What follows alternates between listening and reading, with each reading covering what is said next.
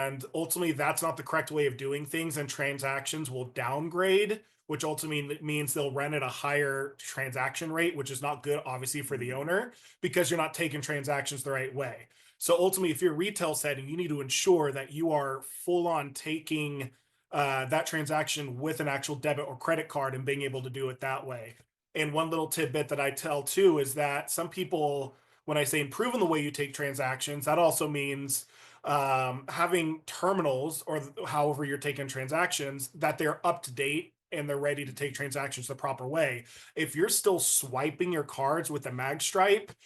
and that's the only way your terminal is able to do it, I recommend it right away to call your local payment processor and have whoever you're processing with to upgrade it, because that's where a lot of the fraud and chargebacks happen, because now people are so good at it is they instantly swipe it and then they walk out the store, they call their bank and be like, hey, I just saw a fraud transaction for $3,000 on this card and I didn't do that. Doesn't matter if they have you on camera. I could say, hey, my name's Chris Minton and I'm about to do fraud. A lot of times it still doesn't matter. It's just the way the transaction was taken and it wasn't proper, to where it's just helping you save your money, save your time, get away from the chargebacks and the fraud, and just ensuring that if you're a retail space, you're taking transactions the right way with retail. If you're more taking transactions through invoicing or you are able to do it over the phone, then we set you up with it's called a Moto account, where ultimately your account knows you're taking payments over the phone, you're doing things that way. So you're getting your transactions run at the right rate and they're not what we call downgrading